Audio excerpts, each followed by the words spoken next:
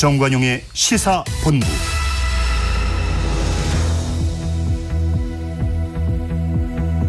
주요 정치 이슈들 거두절미하고 알맹이부터 토론해보는 시간, 거두절미 각설하고입니다. 오늘은 여야의 전직 의원들 초대했습니다. 먼저 안영환 전 의원 나오셨어요. 어서 오십시오. 네, 안녕하세요. 오래간만입니다. 네, 오랜만입니다. 또 전 의원이셨고 청와대 정무수석도 지내셨죠. 최재성 전 의원 어서 오십시오. 안녕하세요. 역시 오래간만입니다. 네. 네. 자, 우리 두 분 처음 나오셨습니다만 우리 요 코너에 공통질문 코너 있다는 거 알고 오셨잖아요. 준비들 해오셨을 것 같고. 이번 주 전반부의 공통질문, 이번 주에 뜬 인물, 진 인물입니다. 안영환 전 의원, 금주의 뜬 인물 누구를 뽑아오셨습니까? 일단 강성희 진보당 의원이죠. 예. 얼마 전 아마 전북 특별자치도 행사에서 이분에 대해서는 사실 이름이 생소하신 국민들 많이 계셨을 겁니다. 그런데 어찌됐든 많이 알려졌기 때문에 저는 뜬 인물로 삼았습니다. 예. 네. 그 얘기 좀 이따 좀 나눠보도록 하고, 최재성 전 의원께서는 뜬 인물 누굴 뽑아오셨어요? 국민의힘 김경률 비대위원.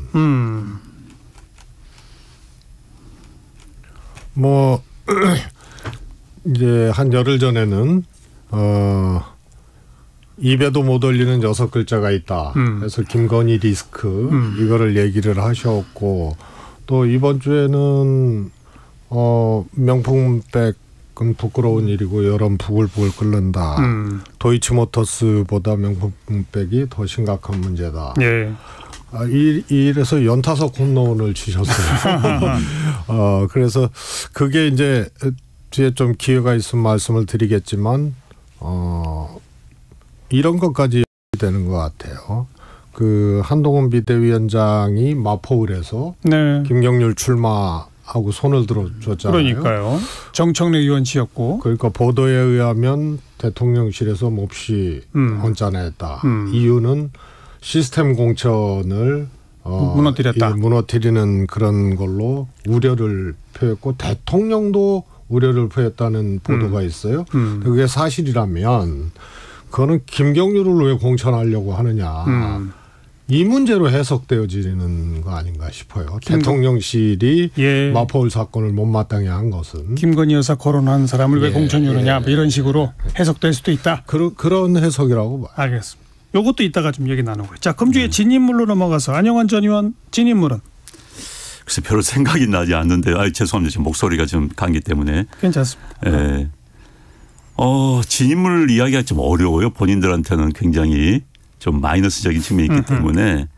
그래도 어찌됐든 본인이 불출마 선언을 했던 현근택 예비 후보죠. 성남 중원의 현근택 예비 후보가 본인이 불출마를 했기 때문에 이제 언론에서 사라졌습니다. 그렇기 때문에 진 인물로 제가 거론을 하겠습니다. 네.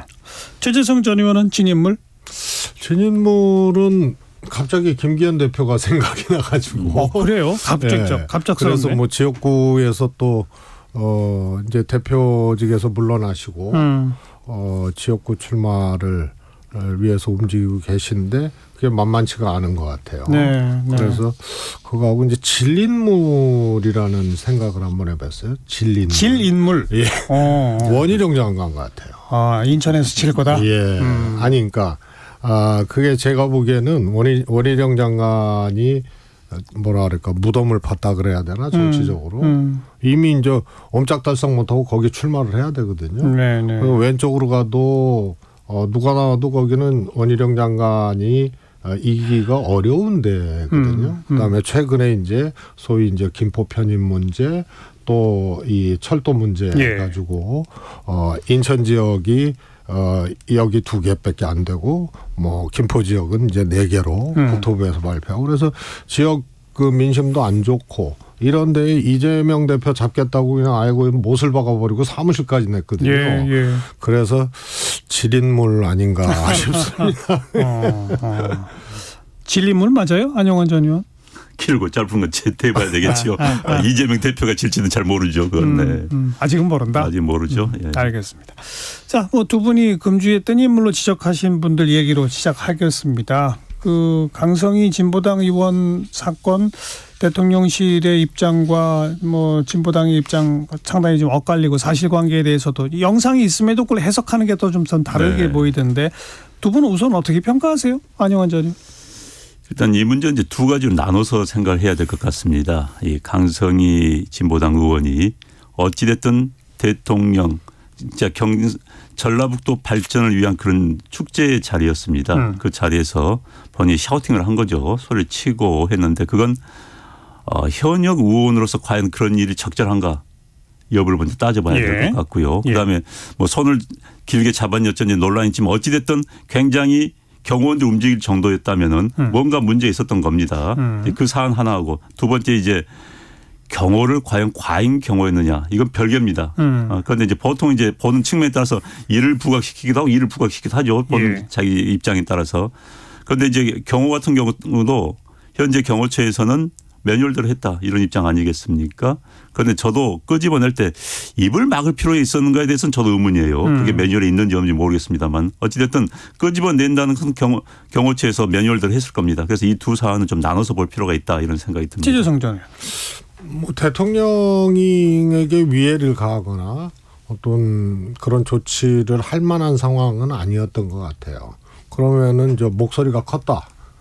강성희 의원이 이건데 제가 이렇게 뭐 영상은 이제 뭐 대통령실 주장하고 김성희 의원 주장하고 이제 지금 상반된 주장을 내놓고는 있는데 제가 보기엔 강성희 의원의 목소리 톤이 높아진 것도 이 대통령하고 악수한 이후거든요.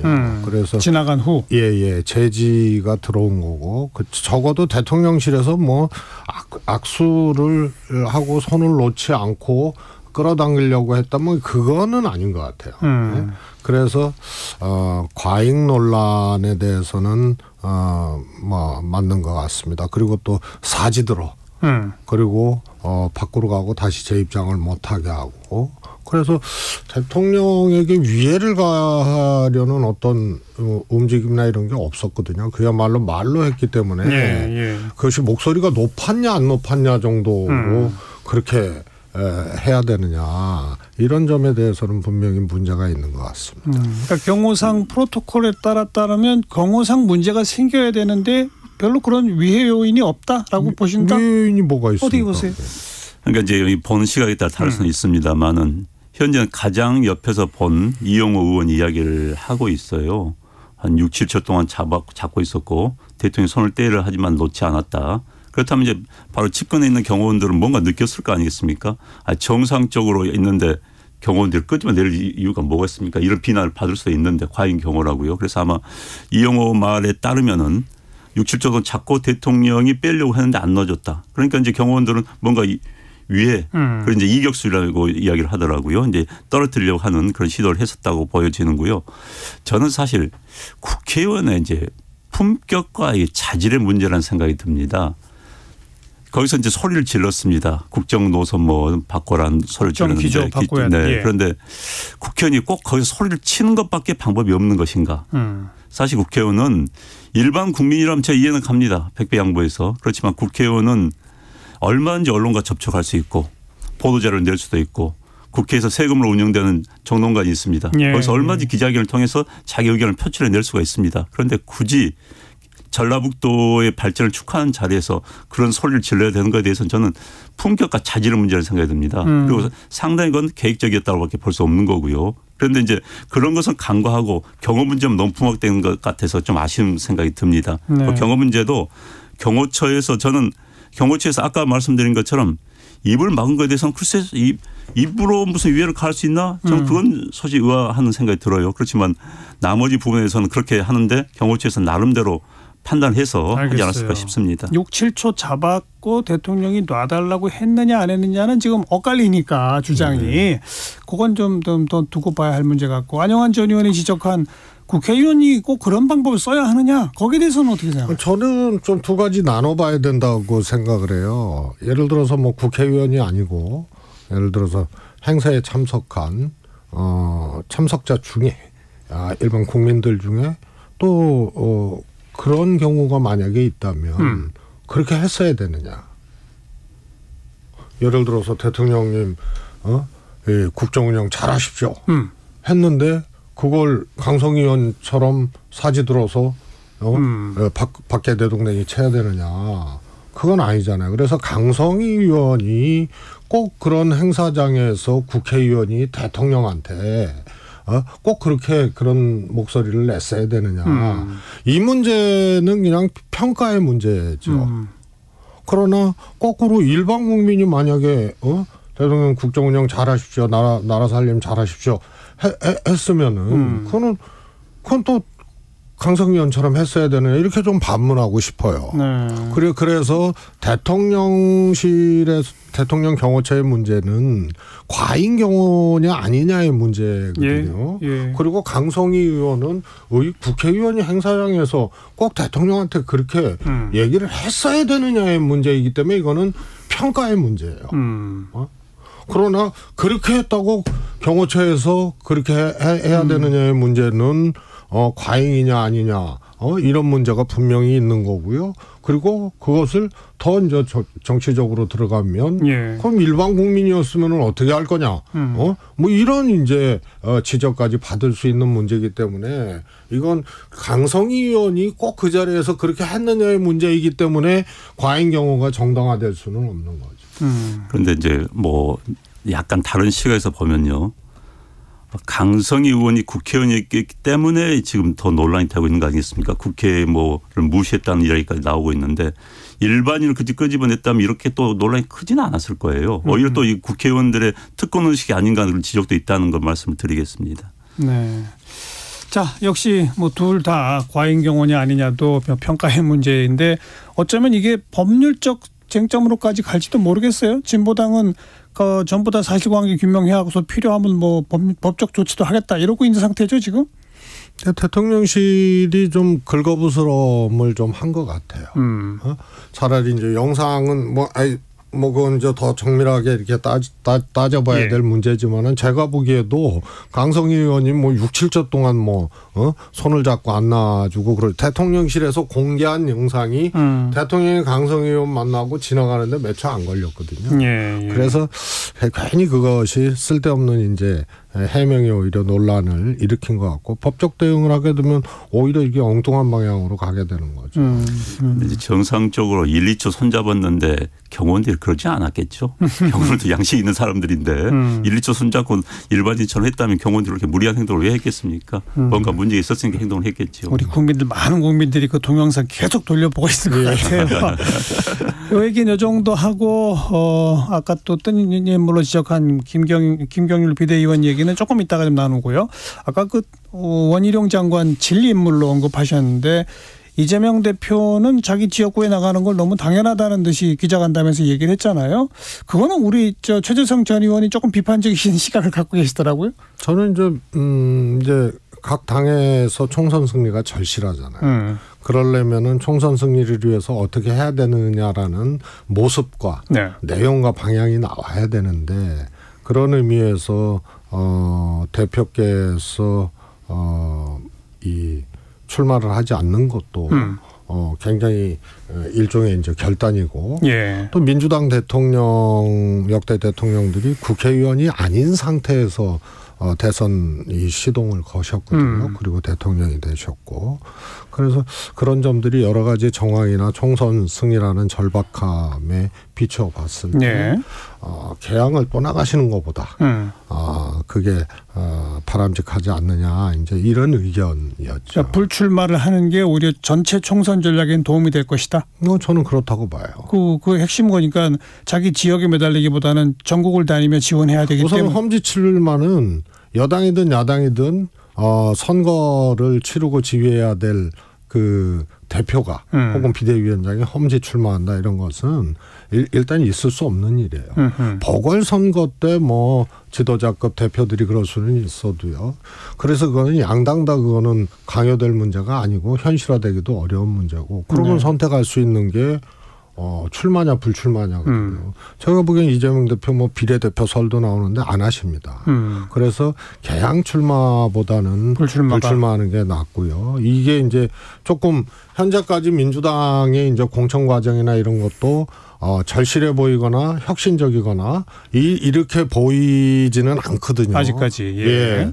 그래서 대표발로 이런 이제 시동이 좀 걸려야 돼요. 예를 들어서 뭐 사무총장이 해당 지역구 경쟁자를 자격심사에서 탈락이 됐는데, 그렇죠. 공교롭게도 사무총장 지역이란 말이에요. 예. 뭐 이런 이제 소위 말해서 천명 핵심이라고 하는 분들이 이렇게 진행되는데요. 그거는 대표께서 일단 네. 불출마로 내려놓으면 그런 것들이 다 조절 통제가 되는 겁니다. 그런데 그러니까 출마하실 것 같죠?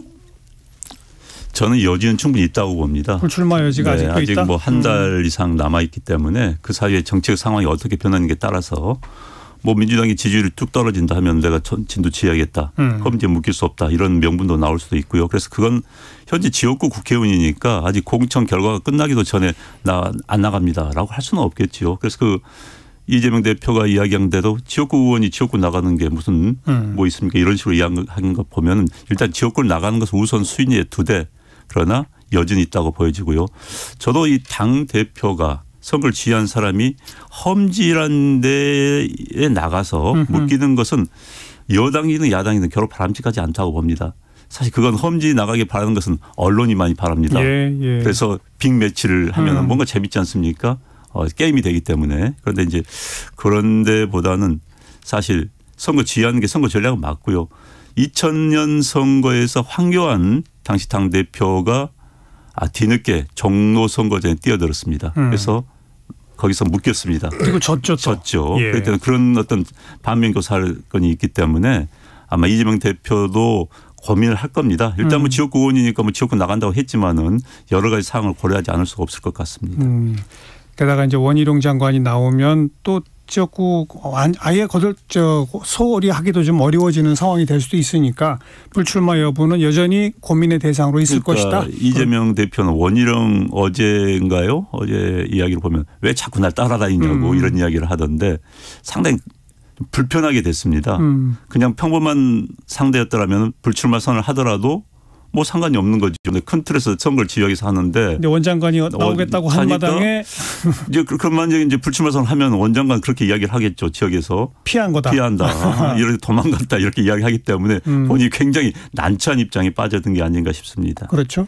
보통 이제 그런 식의 이제 빅매치 있잖아요. 이런 것들은 소위 말해서 때와 지역과 급과 또 이제 가능성 이런 것들이 막 이제 충돌하면서 빅매치가 되는 건데요. 일단 원장관은 조금 스스로 좀 뉴스를 만들고 체급을 올려보기 위한 그런 이제 인위적인 시도라는 느낌을 지울 수가 없잖아요. 그래서 또 거기다가 이재명 대표가 혹시라도 불출마를 하게 되면 그 피해갔다. 이런 것에 대해서 너무 인위적으로 지금 논리를 만들고 이러는데요.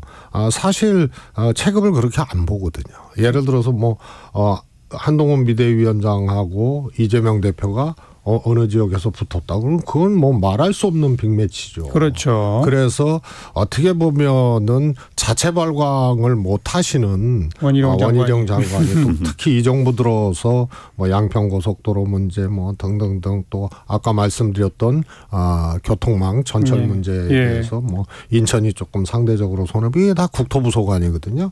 그래서 체급 올리기를 인위적으로 한다고 저렇게 한다고 그것을 그만큼 그 상품 가치를 인정해주고 진짜로 빅매치를 간주될 것이냐. 뉴스는 만들 수 있어도 실제로는 그렇지 않거든요. 그래서 진린물이라고 제가 표현한 게 그렇다고 딴 데 가지도 못해요. 원희룡 장관은. 빼도 박도 못해요. 사무실도 냈어요. 네.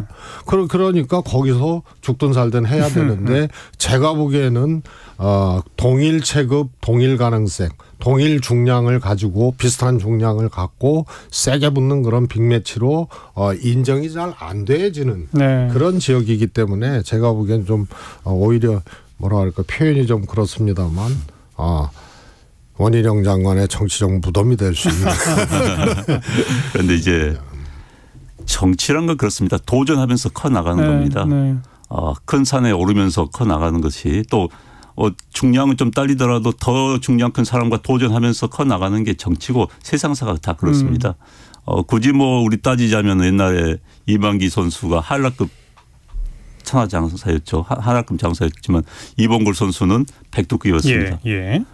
야, 어떻게 될까 했는데 결국 뭐 이만기 선수가 이겨서 천하장사를 한 그런 그랬죠. 케이스도 있죠. 그래서 이제 당장 급을 따지기는 어렵고요. 이만기 선수니까. 그러니까 당장 급을 따지기는 좀 그런데 어찌됐든 그분 뭐 대선 후보를 나왔던 사람과 대선 후보 대결을 사람과는 그분 좀 차이가 있다고 볼 수 있겠지요. 그러나 길고 짧고 대봐야 되고 또 그 분위기는 그 인천 서부 지역 분위기가 많이 바뀌고 있다고 제가 들었습니다. 그렇기 때문에 또 수도권 전체 과거 몇 년 전에 그 인천 또 그 경기 지역 수도권 지역의 민주당 지지율 대 국민의힘 지지율과 지금 많이 상황이 바뀌고 있다는 것도 있고요. 그리고 또 하나는 지금 그 기세가 등등한 원희룡 장관과 약간 모든 면에서 사법 리스크 때문에 수세에 몰리는 이재명 대표는 아마 대봐야 알 것 같습니다. 아까 얘기하신 것처럼 한쪽은 질 인물로 보시고 한쪽은 길고 짧은 건 대봐야 한다 하시고. 최소한 뜰 인물로는 안 보시는 거지. 대봐야 된다. 질 인물 이재명 대표도 될 수 있지 않을까 싶습니다. 1시 34분 막 지났네요. 잠깐 교통정보 전해드리고 토론 이어갑니다. 김민희 씨. 네, 점점 더 강원 지역의 눈발은 굵어지고 있습니다. 월동장구를 갖춰서 이동하시는 게 좋겠는데요. 영동고속도로 강릉 쪽으로 마성터널 2차로에서는 사고가 났습니다. 차로 변경에 유의해서 지나셔야겠고요. 광주 원주고속도로 원주 쪽으로는 초월 일대로 속도 줄여 지납니다. 서해안고속도로 서울 방면으로는 매송에서 용담터널 사이로 정체 심하고요. 이후 순산터널 부근 1차로에서는 사고가 나면서 팔곡분기점 일대로 정체 심해졌습니다. 더 가서는 광명역 에서 금천 사이로 더디게 지납니다. 수도권 제1순환고속도로 판교에서 일산 쪽으로 김포 부근 3차로에서도 사고가 나면서 김포에서 자유로 사이 정체가 더 심해져 있습니다. 서울시내 북부간선도로 구리 쪽으로 묵동나들목 부근 2차로에서도 사고가 났는데요. 하월곡 램프부터 신내나들목 사이로 정체 더 심해졌습니다. 올림픽대로 공항 쪽으로 영동대교 부근 4차로에서는 고장난 차를 처리하고 있고요. 내부순환로 성수분기점 쪽으로 홍지문 터널 안 1차로에서도 고장난 차를 처리하고 있습니다. KBS 교통정보센터였습니다.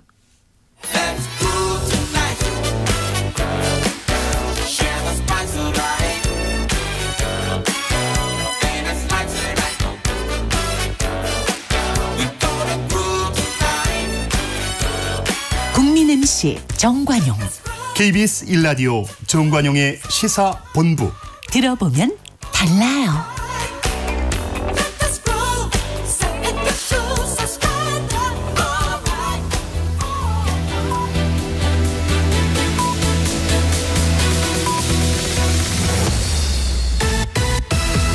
고두절미 각설하고 고고고. 갈 때까지 가보자. 정관용의 시사본부.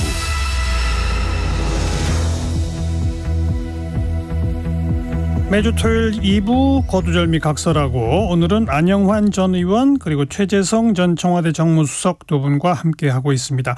후반부의 공통질문은 이번 주에 가장 핫했던 말 한마디 누구 입에서 나온 어떤 말이거든요. 안영환 전 의원 어떤 말을 꼽으셨습니까?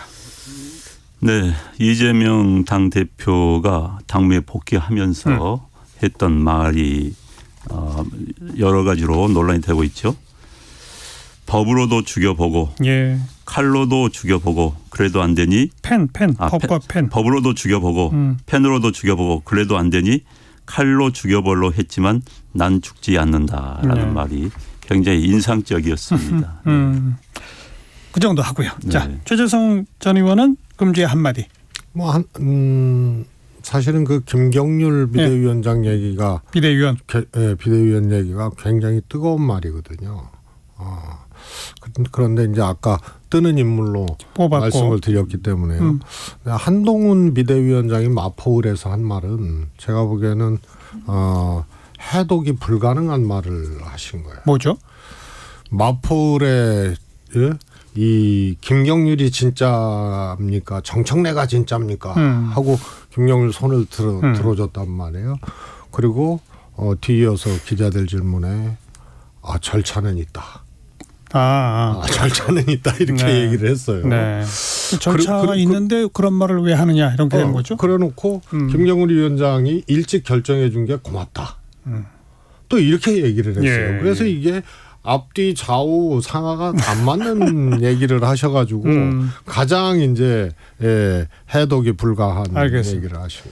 뭐 그 얘기 이제 계속 한번 가봅시다. 그러니까 지금 이제 그 김경률 비대위원이 논란이 세 대목에서 주목되는 거예요. 그러니까 첫 번째 대목은 이른바 김건희 여사 리스크 그리고 명품 빼기 더 중요하다 뭐 이런 어떤 문제 제기 이 자체도 하나의 논의거리가 되는 것이고 두 번째는 이제 이 공천이 될지 안 될지 아직은 모르겠습니다만은 마치 거기에 이제 공천될 것처럼 하는 그런 퍼포먼스가 있는 것에 대해서 우선 그 해당 지역구의 당협위원장이 반발하고 있는 문제.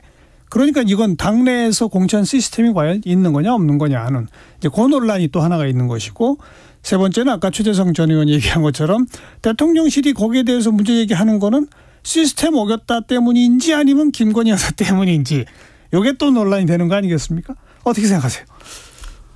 일단 그 마포울 지역에서 그러니까 그 전날 뭐 김경률 회계사하고 이야기를 했다는 거 아니겠습니까? 예. 그래서 이제 아마 소개를 한 잘 만들어진 것 같고 그 이제 뭐 퍼포먼스는 말씀해 주셨는데 퍼포먼스가 적절성 여부는 저도 상당히 의구심이 듭니다. 거기에 대해서는.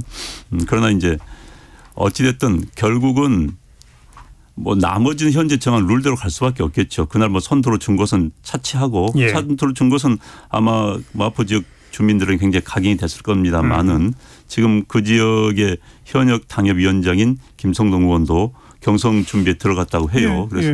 그래서 이제 그 다음부터는 이제 당무감사 결과 그 다음에 뭐 각종 인터뷰를 통한 면접 등을 통한 점수 그 다음에 이제 갈려낸 다음에 그 다음에 경선을 하겠죠. 그렇죠. 그 지역은 뭐 2대8 그러니까 당원 20 주민 80으로 당선을 그 과정은 할 수밖에 없는 겁니다. 그래서 그걸 하겠다는 그런 이야기인데 단지 앞에서 그 퍼포먼스를 했어야 되는가 여부는 약간 논란이 있다고 보여집니다. 그건 이제 상당히 교과서적인 지금 답변을 주신 거고 결국은 그러니까 그 남아있는 절차는 그냥 절차일 뿐이고 결국은 전략 공천하는 거 아니냐 시스템이라고 하는 걸 무력화되는 거 아니냐라고 하는 논란 또 대통령실은 김건희 여사 언급한 것 때문에 반발하는 거 아니냐는 논란 거기에 대해서 그러니까 이제 재미있게 상황이 됐는데요. 방금 말씀하신 것처럼 현재 이제 시스템 공천에서 현재 이번에 발표한 것대로 이제 심사를 하겠죠. 공천 심사를 하면은 그리고 이제 면접을 할 거고요. 그 다음에 이제 뭐 기여도라든지 또 현역 당협위원장이기 때문에 현역 당협위원장에 대해서는 당무감사 결과가 20%입니다. 예. 그 결과 반영이 될 겁니다. 그건 뭐 개량화된 점수를 할 거고요. 그다음에 이제 김건희 여사 관련해서는 언론 보도니까 저도 확인할 수는 없습니다만 다시 말하면 또 김경률 회계사가 그런 사실 당내에서 이야기하기 힘든 이야기를 한 그런 장본인입니다.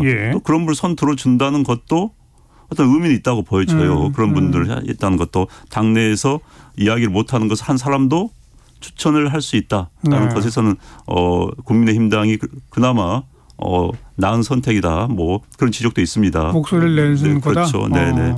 그렇기 때문에 그건 뭐 여러 거론이 될 수 있지만은 뭐 크게 뭐 문제 될 사안은 아니다 이런 생각이 듭니다. 최 의원. 저는 일단 선무당이 사람 잡는다고 한동훈 비대위원장이 너무 모르는 것 같아요. 그래서 좋게 해석하면 총선 이겨야 된다. 그래서 의욕적으로 원희룡 장관도 해당 지역에 가서 손 들어주고 또 김경률 비대위원도 그랬는데요. 시스템이라는 게요. 몇 대 몇으로 경선한다. 이게 시스템이 아니에요. 거기는 시스템이 없는 정당이에요. 뭐냐면 공천 전 과정에서 최소한 해야 될 그런 과정들이 있거든요. 지금 얘기하신 지역위원장 평가라든가 감사 결과라든가 뭐 이런 것들이 나오기 전에 공천을 관리하고 선거를 진두지휘하는 대표가 비대위원장이 특정인의 손을 들어주고 정청래냐 김경률이냐 이렇게 얘기를 한 거는 그거는 누가 봐도 이미 시스템이 없어진 거다. 시스템이 없는 거예요. 그리고 그거는 정치적으로도 제가 선무당이라고 표현한 게 그것도 그 당협위원장이 있는 지역에 가서 그런 거 아니에요. 그러니까 현장에서 당협위원장하고 사무국장이 반발하고 전략공천이냐 그러고 그런데 여기서 검사식의 발상과 행동을 하는구나라는 걸 느낀 게 김경률 위원장한테 하루 전에 전화했다는 거 아니에요? 그리고 출마해라. 그래서 김경률 위원장도 오케이. 그리고 그 다음날 그 당협위원장 있는 지역 행사장에서 손을 들어준 거는 이거는 정말로 그 지역과 지역위원장을 압수수색한 거예요.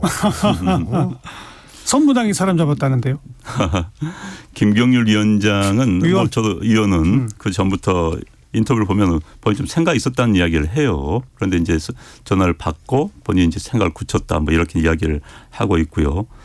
어찌됐든 그 지역이 좀 볼만해졌습니다. 그리고 이제 해당 당협위원장이 있었다는 것은 저도 굉장히 불미스러운 일이라고 봅니다. 그건 그렇지만 당협위원장은 제가 듣기로는 지금 경선을 치르겠다. 그래서 지금 당협 자체 추스리고 경선 준비를 하고 있다는 거 아니겠습니까? 그래서 경선 결과를 보면은 또 어떻게 상황이 모릅니다. 그리고 시스템은 이제부터 가동이 되는 단계죠. 그리고 이것은 아마 시스템이 가동이 되기 전에 뭐 조직이 완비되기 전에 있었던 약간 불미스러운 일로 생각이 됩니다. 불미스러운 일이라는 표현으로는 어느 정도 인정을 하셨네요. 안영환 전 의원. 시스템이 이제 앞으로 가동될 것이다. 이런 거는 일종의 이제 해명이나 반성문 비슷한 거죠. 아니 그러니까 이제 야당에서는 시스템이 되지 않기를 바라기 때문에 그런 희망을 자꾸 말씀하시는데 세팅된 룰 자체만 의미하는 게 아닙니다. 대표의 행동거지도 당무감사 결과를 놓고 또 옥석을 가리는 문제부터 이 전 과정이거든요. 그래서 뭐 김경률 위원장을 하루 전에 전화를 해서 해당 지역구에 가서 손들어준 거는 그냥 일종의 시스템을 파괴했느냐 이전에 전체를 이걸 가지고 전체 시스템을 불가한다 이렇게 하기는 너무 무리수고요. 이제는 두고 보면은 뭐 민주당보다 나을 것 같다는 생각이 듭니다. 민주당이 그동안 보여준 행태에 비하면요. 그 김경률 그 비대위원의 손을 한동훈 비대위원장이 들어줬다는 것이 한동훈 비대위원장이 대통령실과 달리 김건희 여사 문제를 또 좀 제기할 생각으로 어느 정도 앞으로 계속 충돌이 예상되느냐. 이 대목은 어떻게 생각하세요? 그래서 이제 한동훈 비대위원장이 비대위원장 취임하고 짧은 시간 안에 전국을 돌고 팔도 사나이가 됐잖아요. 그래서 가는 데마다 연고를 강조하고 그래서 이제 구정치에서도 사실 잘 안 쓰는 방식으로 지금 연고 강조 팔도 사나이가 됐는데요. 지금 비로소 이제 시험대에 쓴 거예요. 시험대다. 지금까지는 이제 퍼포먼스 쇼잉 뭐 이런 걸로 조금 지지율도 좀 확보를 하고 막 이랬는데요. 지금 너무 넘기 힘든 이제 두 가지 벽이 있잖아요. 하나는 총선에 당무 개입 차원을 넘어서서 아예 윤석열 당을 만들기 위한 윤석열 용산 공천을 할 것이다. 이거를 어떻게 넘을 것인가. 벌써 이제 생각이 다르고 파열음이 나고 있거든요. 그 다음에 하나는 김건희 여사 문제예요. 이 문제가 지금 이제 동시에 온 겁니다. 그래서 그동안 소위 말해서 조금 새로 등장한 비대위원장이 이제 화장도 하고 그러면서 이제 박수도 받고 이랬는데 이 화장발이 지워지면서 실질적으로 실제 얼굴로 승부를 해야 되는 피해갈 수 없는 이런 시간이 이제 지금 온 거죠. 그런데 이제 팔도 사나이는 정치인이면 누구나 그렇게 하는 겁니다. 어느 지역에 가든지 간에 일단은 지역 주민들과의 공감대를 형성하는 게 중요하기 때문에 저도 누구 만나면은 자, 이 지역에 제가 1년 전에 와본 적이 있습니다. 이렇게 만납니다. 뭐 외국인을 만나도 마찬가지고요. 비즈니스도 마찬가지고 그건 사람을 만나는 과정에서 기본적인 이야기죠. 뭐 지적하려면 뭐 뭘 못하겠습니까? 많은. 그건 좀 지나치다는 생각이 들고요. 두 번째는 이제 뭐 용산가에 파열음이 나기 시작했다는 건 야측에서 지적한다라면 올바른 길 아니겠습니까? 파열음을 내는 게 맞는 거다. 맞는 거죠. 그걸 가지고 비판할 이유는 없는 것 같고요. 그래서 지금부터는 이제 공천 국면에서는 굉장히 많은 걸 고려할 수밖에 없습니다. 그리고 또 어제 뭐 한동훈 위원장의 이야기를 들어보면은 처음으로 이야기를 하고 있기 때문에 앞으로 상황이 어떻게 펼칠지 알 수가 없기 때문에 예단하기는 좀 어렵고요. 이제는 이런 과정도 계속 보이지 않을까 싶습니다.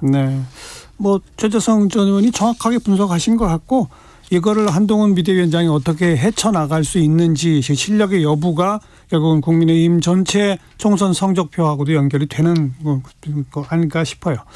오늘 오후에 이준석 전 대표의 개혁신당 이제 창당을 하고 이 두 분께서는 이 이른바 제3지대의 다양한 이 신당들이 결국은 하나가 될 거라고 보십니까? 안 될 거라고 보십니까? 저는 뭐 조금 일찍이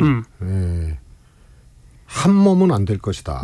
하나의 정당으로 다 모이기는 어려울 어렵다. 것이다. 그게 이제 이준석 대표의 개혁신당 때문이다. 이렇게 조금 얘기를 해왔습니다. 그리고 그런 조짐들이 이제 조금 확인이 되는 것 같아요. 예. 그래서 결국은 이준석 대표가 이낙연 신당을 빼고는 거의 다 이렇게 구축을 할 것 같아요. 그래서 굳이 신당에서 이제 이 뜨는 인물 지는 인물 한다면은 이준석 대표가 조금 뜨고 조금 더 이 경쾌하고 약진을 하고 있는 것 같고 이낙연 신당이 조금 이 활로를 못 찾는 이런 국면으로 가고 있다. 거기에는 소위 빅텐트로 다 모이자 이런 것이 불가능해지는 이제 상황하고도 연관이 있다고 봅니다. 그러면 민주당은 이제 그 원칙과 상식 탈당한 분들이나 이런 분들은 결국은 어느 쪽으로 선택할까요?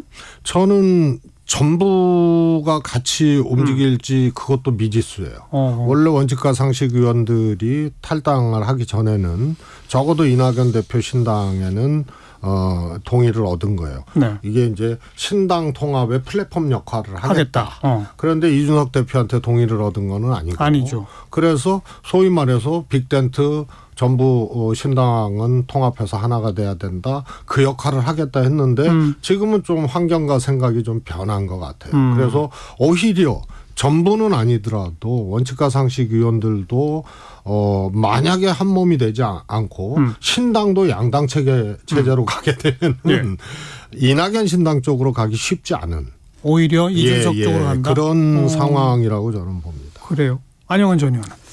어찌됐든 지금 상황에서는 이준석 신당이 여러 개 거론되고 있는 뭐 5개인가요? 지금 신당 추진체들 가운데선 가장 앞서 나간 거 맞고요. 또 지지율도 제일 높은 것도 맞고요. 또 여러 가지 면에서 확장성이 있는 그런 추진체라고 보여집니다. 그런데 이제 문제는 기호 3번입니다. 3번을 받을 수 있느냐가 선거 국면에서 굉장히 중요하죠. 예. 뭐 비례대표로만 간다면 어쩔 수 없겠지만 또 지역의 후보를 내는 과정 속에서는 그럼 3번을 받기 위해서는 현재 탈당한 민주당 출신들의 현역 의원들의 협조가 필요합니다. 그렇죠. 네. 그래서 이제 이게 맞물린 과정에서 협상이 계속될 수밖에 없습니다. 그래서 이낙연 신당은 사실 이제 호남에서의 이낙연 신당의 지지율과 굉장히 맞물려서 갈 겁니다. 그래서 이낙연 신당이 호남에서 지지율이 높아지면 이낙연 신당이 목소리를 낼 수 있을 거고 그러면 호남 지역에서 공천선에 탈락한 일반 민주당 의원들이 이낙연 신당에 들어올 수가 있을 거고 그럼 목소리를 더 크게 낼 수 있는 거고 이렇게 되는 겁니다. 그래서 지금 앞으로 봐야 될 것은 3인 현재 탈당한 이분들이 어떤 정치적 계산을 하는가. 그래서 3번을 가지고 그렇다면 이들의 선택과 이준석 현재 신당 대표가 되겠죠. 이준석 대표 간의 어떤 협상 결과 이게 굉장히 중요한 과정이 될 것 같습니다. 그리고 나서는 이낙연 신당은 굉장히 종속 변수가 될 가능성이 높습니다. 민주당 공천 결과에 따라서. 그렇죠. 네. 그렇기 때문에 그 전에는 큰 목소리를 낼 수 없는 그렇기 때문에 자꾸 이준석 신당에게 뭔가 러브콜을 보내는 그런 형상을 보이고 있는 게 현실인 것 같습니다. 언론 보도를 보면요. 그래서 앞으로 두 가지 요인에 따라서 신당의 모습은 굉장히 바뀔 것이다 이런 생각이 듭니다. 이제 우선 뭐 신당을 만들려고 하면 왜 만드는가? 네. 이런 게 이제 명료해야 되거든요. 그러려면은 이제 소위 말해서 정체성, 비전, 뭐 내용도 중요하고요. 또 정치적으로는 메시지 생산 능력.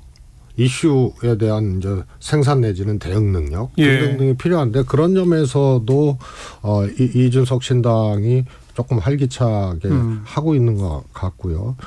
이낙연 신당의 이제 딜레마죠. 어려움은 호남 지역에서도 이준석 신당보다 사실 뭐 조사상으로도 지지율이 별로 안 나오죠. 지지율이 별로 안 나오고 있어요. 그러다 보니까 만약에 공천 과정에서 이탈한 호남 출신 의원들도 고민이 있죠. 네. 그런 반면에 이제 천하람 의원 같은 경우, 천하람 이 전 최고위원 같은 경우에는 순천인데요. 국민의힘 소속이었을 때도 꽤 나왔죠. 예, 꽤 나왔어요. 그런데 신당으로 나온다? 그러면 제가 보기엔 플러스 알파가 있어요. 예. 그래서 순천 지역의 민주당 공천 구도가 만약에 이제 좀 분열 양상이 이루어지면 오히려 이 좀 해볼 수 있는 그런 선거가 되는 게 개혁신당의 천하람이거든요. 그런 점에서 호남 지역에서 지지율도 안 나오고 오히려 개혁신당이 더 나오고 이러면은 사실상 현역 의원이 이탈해서 이낙연 신당으로 갈 가능성도 쉽지 않다. 제가 보기에는 쉽지 않은 상황입니다. 특히 이제 이준석 신당과 이낙연 신당과의 관계는 일단 현재 우위는 거의 뭐 확정적으로 드러난 상태입니다. 이준석 쪽이죠. 네, 이준석 쪽이죠. 그렇다면은 결국 이제 포용하는 과정에서 사실 굴복을 요구한다면은 굉장히 힘들어집니다. 그런데 이제 이준석 대표가 뭐 어디서 지역에 나가면 좋겠다 이런 발언들이 굉장히 이낙연 전 총리 당대표가 했던 분한테는 굉장히 연창하게 들릴 수도 있어요. 그래서 그 과정에서 포용을 얼마만큼 크게 할 것인가 그리고 얼마만큼 수용을 할 것인가 이 여부가 굉장히 크게 작용하지 않을까 싶습니다. 알겠습니다.